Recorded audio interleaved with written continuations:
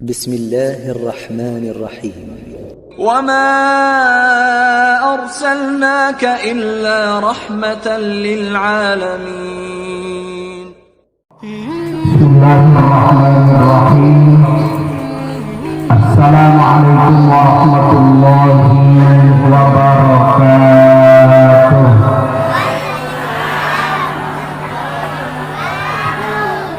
الحمد لله رب العالمين الذي أسرى بعبده ليلا من المسجد الحرام إلى المسجد الأقصى. أشهد أن لا إله إلا الله وحده لا شريك له شهادة تنجي قائلها من عذاب الشقاء، وأشهد أن سيدنا ونبينا ومولانا محمدا عبده ورسوله أتقى الأتقياء. اللهم صل وسلم وبارك على سيدنا ومولانا محمد وعلى آله وأصحابه ذوي الجود والتقى.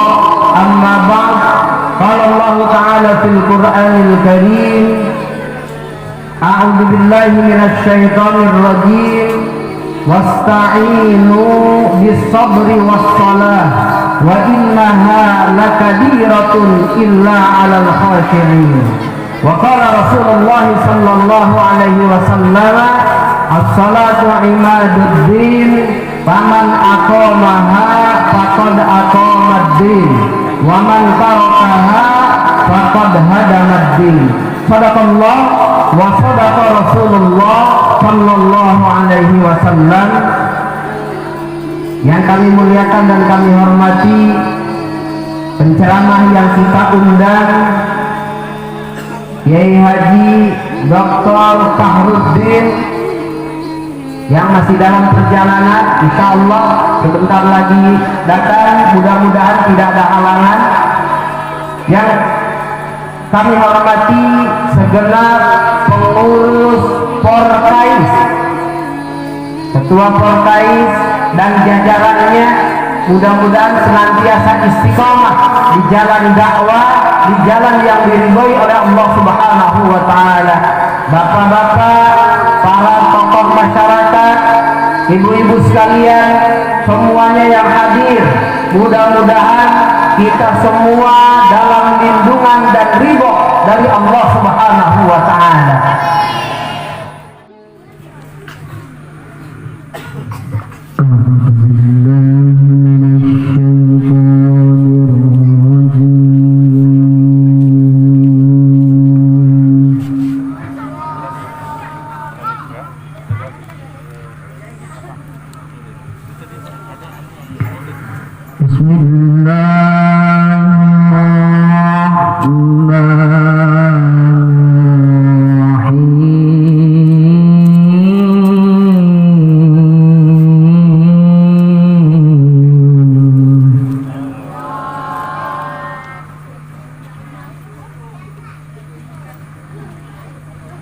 Subhanalladzi asra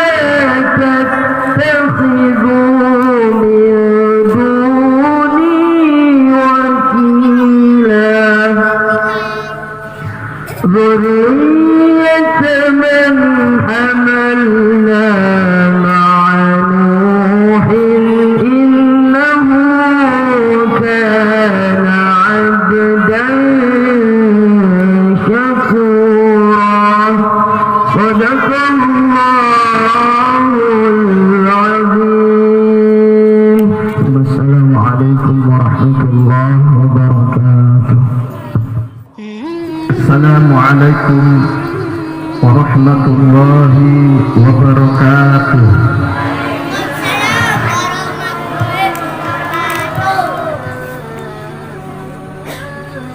Alhamdulillahi rabbil alamin. Wassalatu wassalamu ala al-habibil alil azim Sayyidina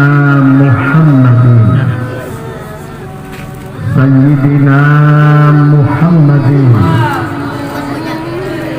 al-hadi ila siratul mustaqim wa ala alihi wa sahbihi ajma'in wa la hawla wa la quwwata illa billahil aliyyil azim. Amma ba'du. وقال الله تعالى في محكم تنزيله وهو أصدق القائلين أعوذ بالله من الشيطان الرجيم قل هل يستوي الذين يعلمون والذين لا يعلمون إنما يتذكر أولو الألباب. صدق الله العظيم. Hadratil mukarramin wal muhtaramin, para alim ulama, para tokoh agama, tokoh masyarakat, wabil khusus guru kita bersama akhina mukarram Fadilatul Ustaz Kiai Haji Rojani Kiai Haji Nurjani SP. Kita doakan beliau semoga senantiasa Allah memberikan keberkahan yang berlimpah, memberikan nikmat sehat walafiat, memudahkan segala urusan beliau, khususnya di dalam membimbing putra putri kita agar kelak mereka akan menjadi generasi-generasi orang-orang yang soleh, pemimpin-pemimpin agama dan bangsa yang diharapkan dapat menjadi pilar kemajuan bagi kemajuan bangsa dan negara kita. Amin Allahumma amin. Para dewan asatidz, wabil khusus seluruh anggota Forum Kajian Islam Sukatani yang beberapa hari yang lalu datang ke kediaman saya untuk mengajak bersilaturahim di majelis ini. Terus terang saya sangat berbahagia, sangat bersyukur bisa hadir di tengah-tengah sahabat-sahabat saya, terutama guru kita bersama Haji Nurjali, karena dengan wasilah beliaulah saya bisa hadir di sini untuk dapat bersilaturahim, saling bertukar wawasan pengetahuan yang telah Allah amanahkan kepada kita semua.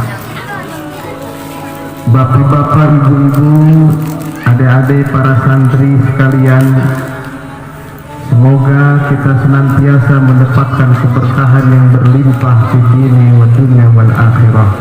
Amin. Allahumma amin. Ma'asyiral muslimin jamaah rahimakumullah. Malam ini kita berada di penghujung bulan Rajab 1442 Hijriah.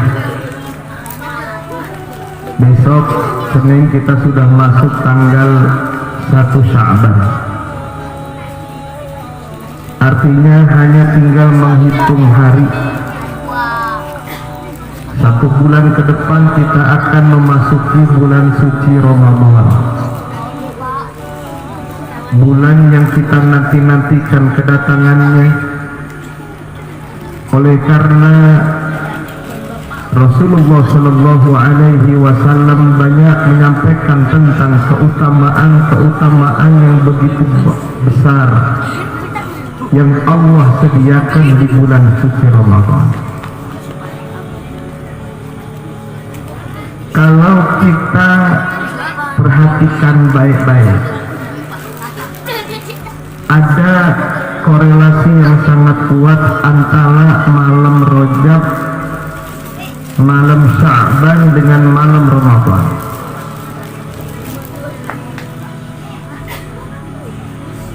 Di ketiga bulan ini peristiwanya sama-sama malam.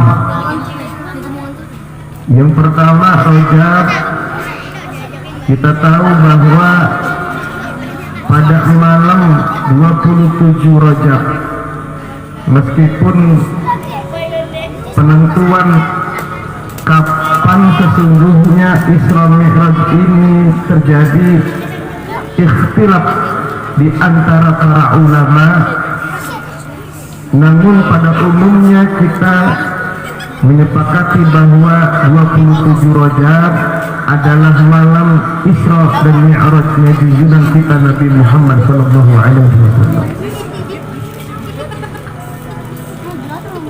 Jadi di 27 Rajab ini adalah malam yang disebut dengan malam Isra Mi'raj. Perjalanan yang tidak satu pun manusia mengalaminya kecuali hanya kekasih Allah, Habibullah Sayyidina Muhammad Rasulullah Sallallahu Alaihi Wasallam. Tidak pernah ada satupun dari sejak alam diciptakan, makhluk Allah ciptakan sampai akhir kiamat nanti, kecuali hanya baginda kita. Ini menunjukkan betapa tingginya derajat Rasulullah Muhammad Sallallahu Alaihi Wasallam di sisi Allah ketimbang makhluk Allah yang lain. Terjadi pada malam 27 Rajab. Yang kedua bulan Sya'ban. Biasa di kampung kita kalau sudah masuk pertengahan Sya'ban, masyarakat kita terpunya tradisi pada bawa air, kita baca Yasinan 3 balik. Di sini begitu nggak, Bu? Kalau malam nisfu Sya'ban pada baca Yasinan ya? Baca berapa balik? 3 balik kan? Biasanya kita niat yang pertama biar pada panjang umur dalam taat, amin. Yang kedua, biar kita punya rezeki berkah, amin. Yang ketiga, kita baca Yasin itu niatnya kalau kita wafat, kita minta supaya wafat kita husnul khotimah. Misalkan kita punya niatan doa kita baca di saat malam nisfu Sya'ban, itu pun terjadinya malam. Kebanyakan para ulama guru kita mengajarkan dan menerangkan bahwa di malam itu catatan amal ibadah kita diangkat Allah, dihadirkan catatan yang baru yang masih kosong. Alangkah bagusnya ketika dalam catatan itu ditutup dengan ibadah dan diawali dengan ibadah. Artinya ketika catatan amalan kita diangkat Allah pada malam nisfu Sya'ban, kondisi kita sedang dalam keadaan di masjid, berzikir bersama di masjid, bertasbih bersama di masjid, sholat berjamaah di masjid, berdoa bersama di masjid, baca Quran bersama-sama di masjid. Maka catatan kita ketika diangkat Allah, di saat mau diambil oleh Allah, kita dalam keadaan ibadah.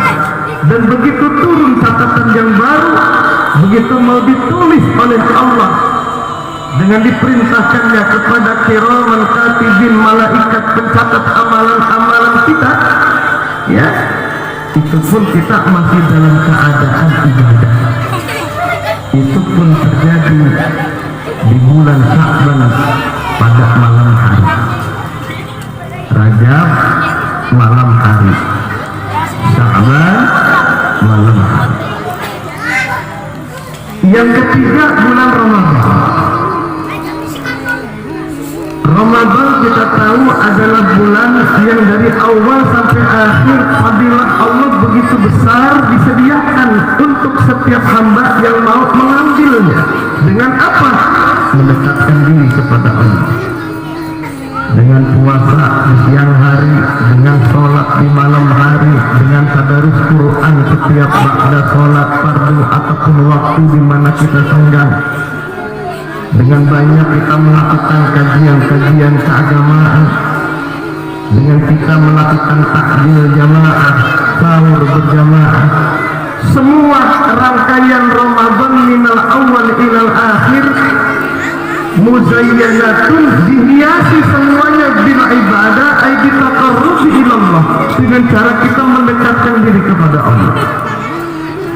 Orang yang nggak biasa ngasih makan di bulan Ramadan, rame-rame ngasih makan. Buat siapa? Buat orang yang pada buka puasa. Dari sekian banyak fadilah-fadilah yang besar Allah sediakan di bulan Ramadan, ada satu malam yang Allah sebutkan dengan nama Lailatul Qadar. Tegas Allah menyatakan khairun min alfi syahr. Ini nasnya sudah ganteng jelas maktuban fil Quran. Betapa besarnya keutamaan di bulan Ramadan, dan di antara besarnya keutamaan itu ada satu malam yang disebut dengan Lailatul Qadar. Ini pun terjadinya malam Rajab, peristiwa malam 27, Sya'ban peristiwa besar terjadi malam nisfu atau malam 15 Sya'ban, Ramadan terjadi pada malam hari, yaitu disebut dengan Lailatul Qadar. Kebanyakan hadis yang meriwayatkan bahwa malam Lailatul Qadar atau yang kita sebut dengan Lailatul Qadar itu terjadi pada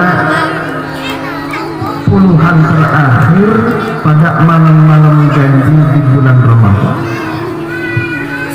Tapi oleh karena syarat untuk bisa memperoleh Lailatul Qadar itu adalah orang yang betul-betul menjaga bulan Ramadan dengan dihiasi ibadah, maka agak seperti orang ngejer. dia cuma dia datang doang, ngancam di bulan itu cukup di ujungnya doang.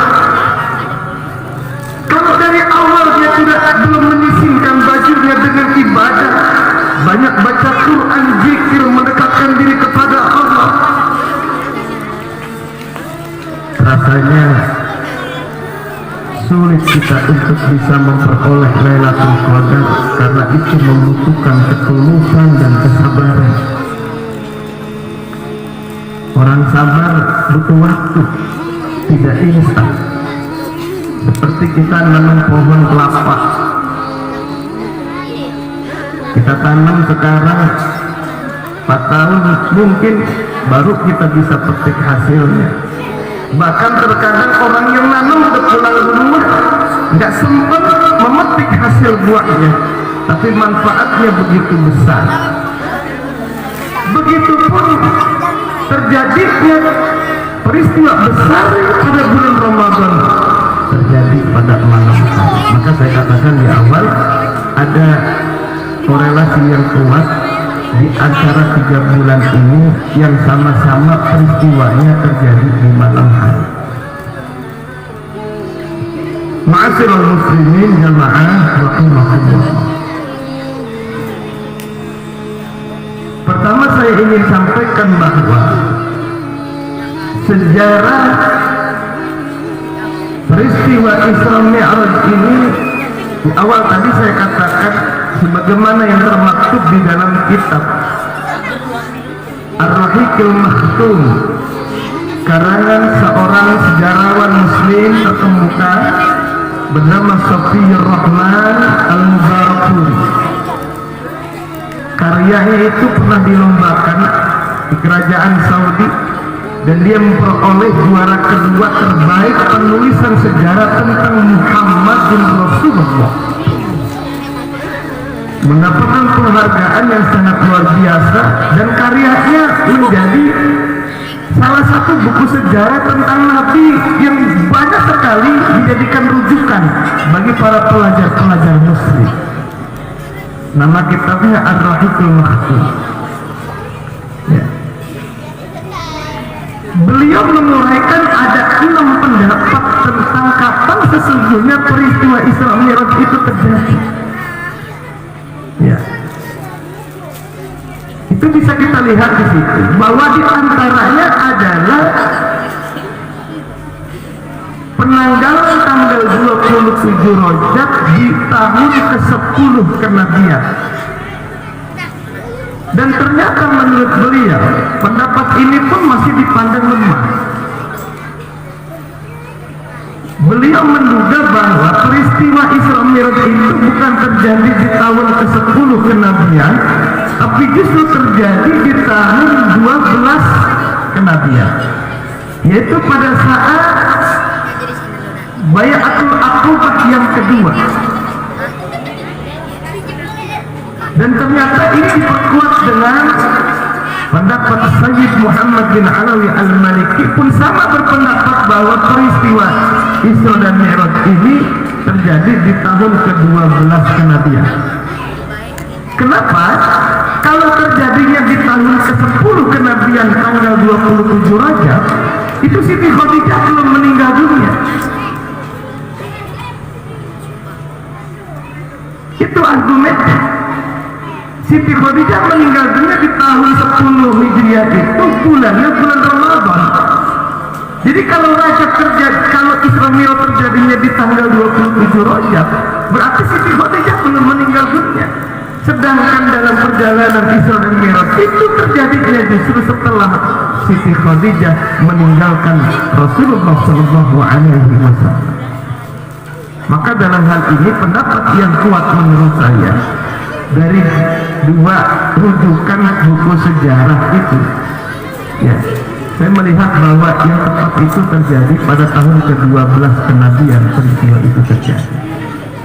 Mengenai tanggal 27 Rajab bisa jadi terjadi tanggal 27 Rajab sebagaimana konsensus yang sekarang sudah menjadi maklum kita ketahui. Hanya tahunnya saja. Ma'asyiral muslimin jamaah rahimakumullah.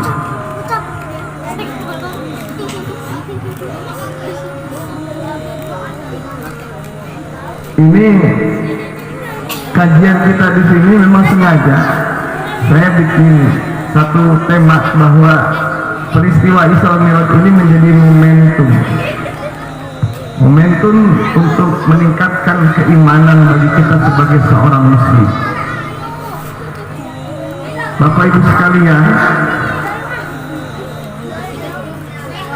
Isra dan Mi'raj seringkali kita mengambil kutipan dari surat Bani Israel atau surat Al-Isra di ayat yang pertama. Allah berfirman, Subhanalladzi asra bi'abdihi lailan minal masjidil haram ilal masjidil aqsa alladzi barakna hawlahu linuriyahu min ayatina innahu huwas sami'ul basir. Ini yang sering kali menjadi kutipan bagi kita ketika membahas tentang Isra dan Mi'raj. Meskipun dalam ayat ini tidak tertulis dengan jelas kata-kata Mi'raj, hanya ada kata Asra bi'abdi, tetapi karena perjalanan ini perjalanan yang menjadi satu rangkaian yang tidak terpisahkan, maka ayat ini pun berlaku perjalanan yang utuh dari Masjidil Haram ke Masjidil Aqsa, dari Masjidil Aqsa sampai kepada Sidratil Muntaha.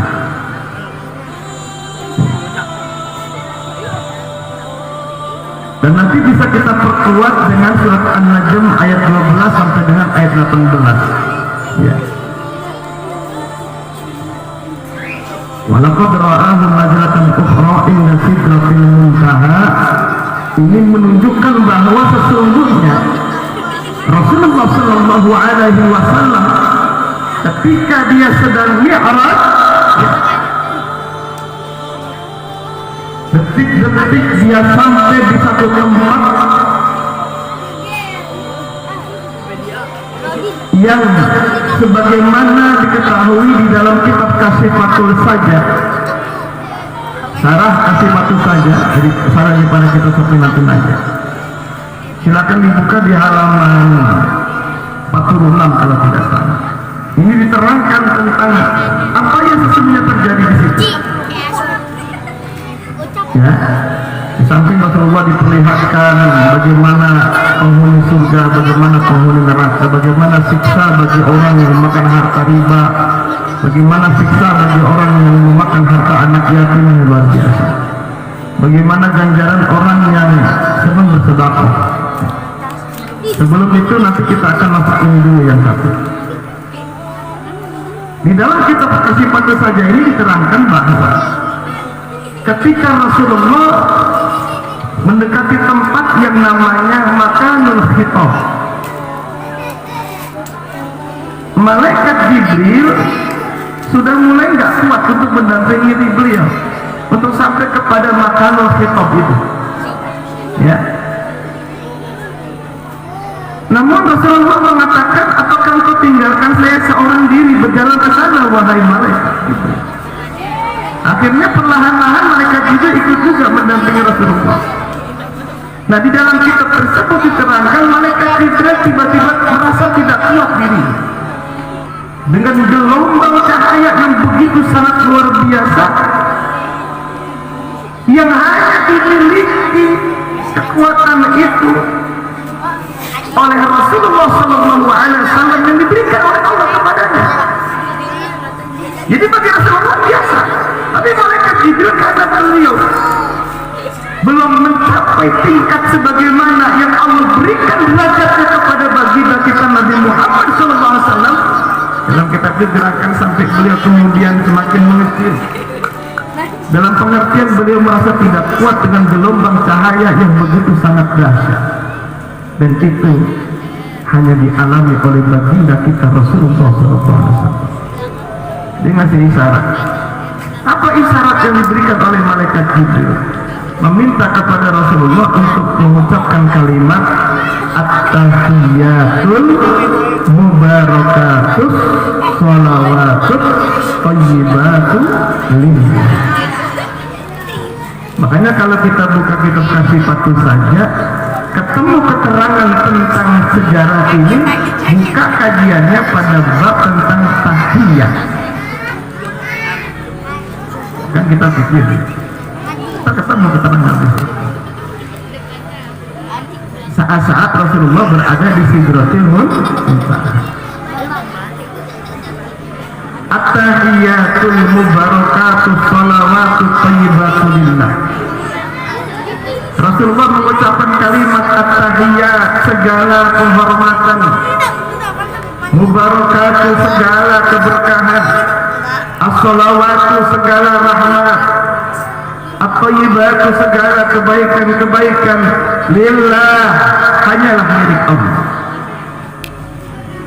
Itu ucapan yang baginda kita Rasulullah Muhammad SAW sampaikan ketika berada di tempat yang disebut dengan makanul khitab, di mana Allah Subhanahu wa Ta'ala nanti pada gilirannya akan memerintahkan kepada beliau untuk menjalankan sholat 50 waktu yang di awal, kemudian sampai kemudian menjadi 5 waktu.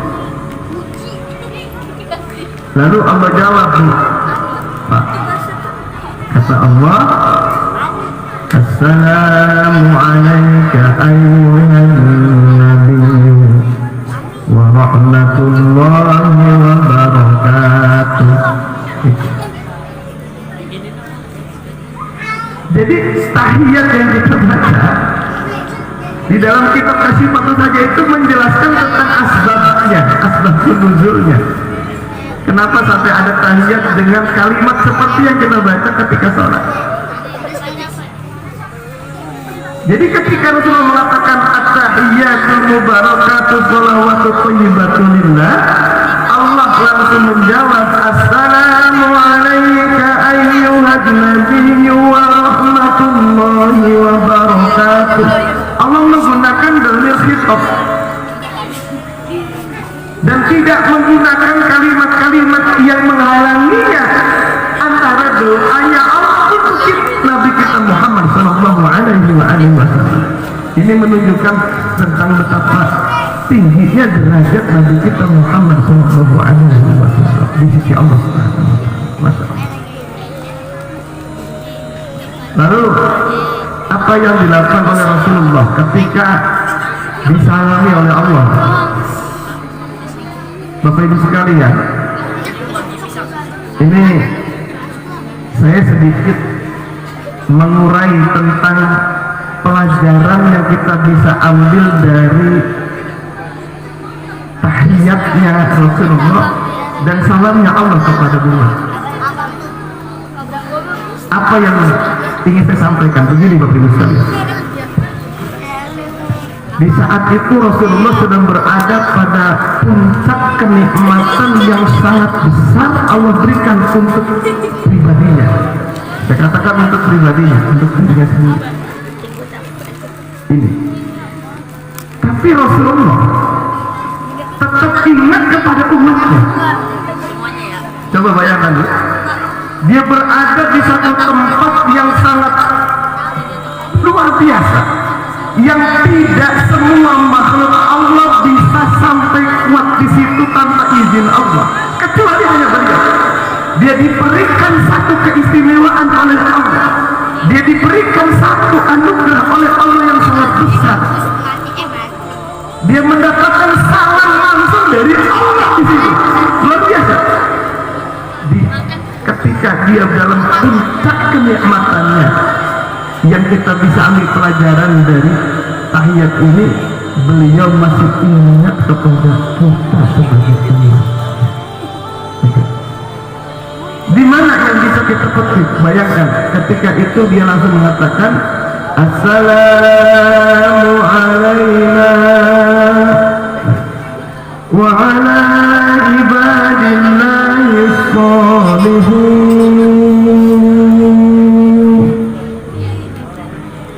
Allah memberikan salam khusus untuk Nabi. Assalamu alayka ayyuhan nabiyyu wa rahmatullahi wa barakatuh. Rasul minta kepada Allah salam itu untuk dirinya, juga untuk umatnya yang saleh. Inilah sifat Raufur Rahimnya Rasulullah nampak jelas ketika peristiwa Isra Mi'raj itu terjadi, manakala terjadinya tahiyat di Sidratil Muntaha. Ya kan Rasulullah punya sifat apa? Bil mu'minina Raufur Rahim. Raufur Rahim itu punya sifat yang sangat lemah lembut, penyayang juga. Jadi yang namanya Raufur Rahim itu kemana aja nggak bakal lupa. Inilah hebatnya Rasulullah. Bahkan detik-detik Rasulullah ketika wafat, pada saat detik-detik dia wafat, itu pintu surga dicedak-cedakin, bahasa orang Suratannya begitu, dibuka oleh Allah dengan segala kenikmatan surganya. Allah buka begitu lebar, malaikat penjaga langit semuanya berjajaran mereka untuk menyambut kedatangan ruhnya Rasulullah Sallallahu Alaihi Wasallam. Bayangkan, sudah begitu nikmatnya beliau diperlihatkan surga dengan segala kenikmatan, tetap yang dipikirkan beliau bukan pribadinya saja, bukan keluarganya saja, tapi yang ditanyakan kaifa ummati, bagaimana nasib umat saya nanti kalau saya masuk ke surga yang begitu nikmat? Apakah ada jaminan umatku juga nanti akan bisa masuk ke dalam surga ya Jibril? Bu, ini baginda Rasulullah yang kita sering baca salawat untuk beliau. Hakikatnya itu adalah limpahan rahmat buat kita.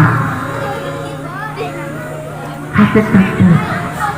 Jadi kalau ibu baca Allahumma sholli ala Sayyidina Muhammad wa ala ali Sayyidina Muhammad, itu hakikatnya ibu sedang mensolawati diri ibu sendiri. Iya. Jadi kalau ibu pengen dapat salawat dari Allah, salawatlah untuk Rasulullah.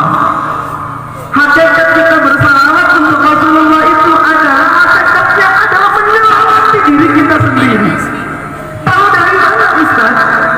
Rasulullah dengan tegas mengatakan bahwa man shalla alayya sholatan sallallahu alaihi asra salawatin. Bayangkan Bu, ibu memberikan salawat dengan doa sallallahu ala Muhammad, sallallahu ala Muhammad, sallallahu ala Muhammad. Kita mengucapkan sallallahu ala Muhammad marratan wahidatan, cuma satu kali kita bersalawat, Allah balas 10 salawat dari Allah untuk kita.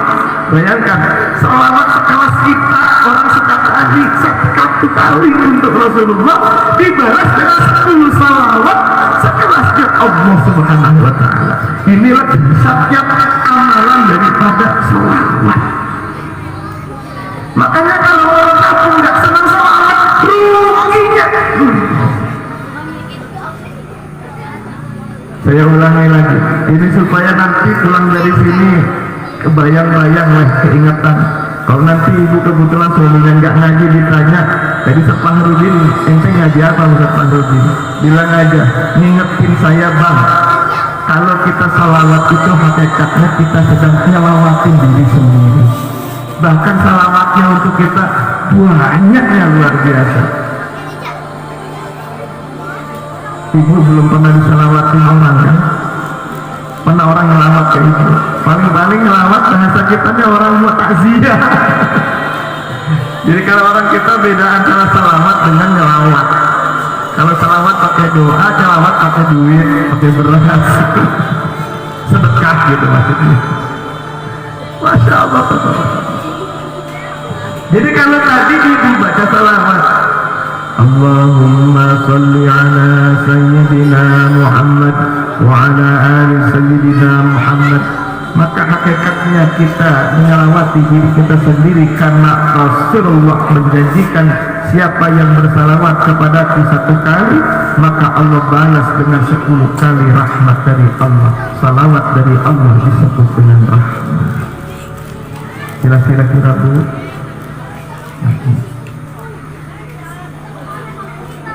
Sekarang perilaku seperti Rasulullah SAW yang bil mu'minina raufur rahim. Dia punya sifat raufur rahim kepada setiap saudara-saudara yang mukmin, semuanya disayangi oleh Rasulullah SAW. Kamu bayangkan, bisa enggak sifat beliau itu melekat pada pribadi kita? Bu, ini saya katakan, ini mohon maaf, mungkin kagak berlaku semua orang, tapi rasa-rasa kebanyakan sama. Apa maksudnya Ustaz? Apa perbedaan suami dengan istri ketika di luar lagi pada makan enak?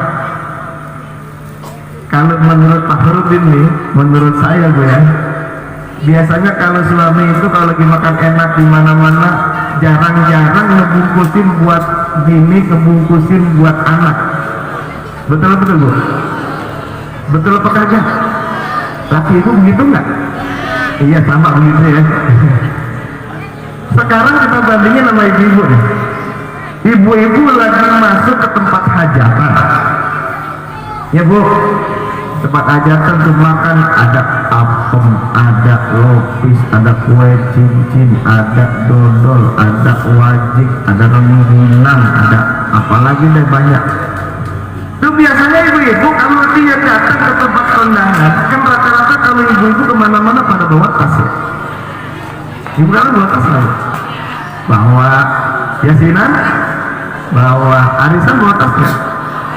Kondangan bawa. Ya, iya.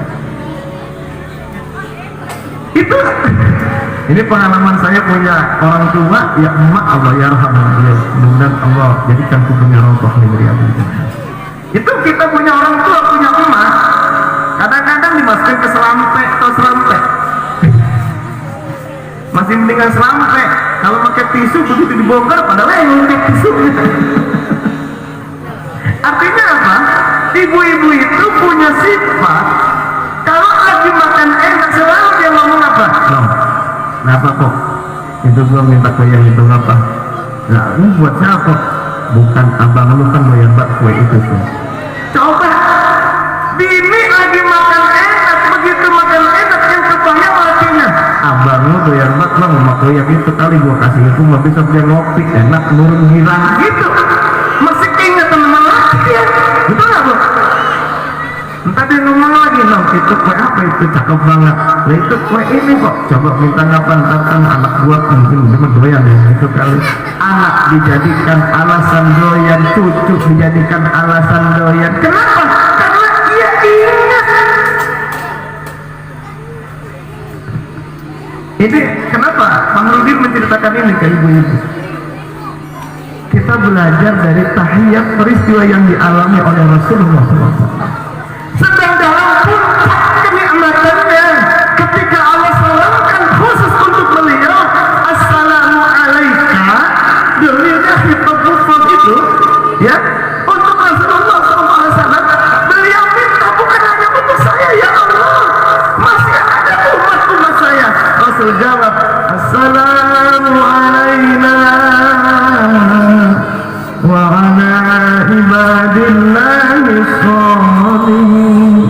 Bu, yang namanya ibadillahi sholihin itu, yang di langit ya ada ibadillahi sholihin dari bangsa malaikat, yang di bumi juga ada ibadillahi sholihin dari bangsa malaikatnya ada, dari bangsa kalangan jinnya ada, dari bangsa kalangan manusianya ada.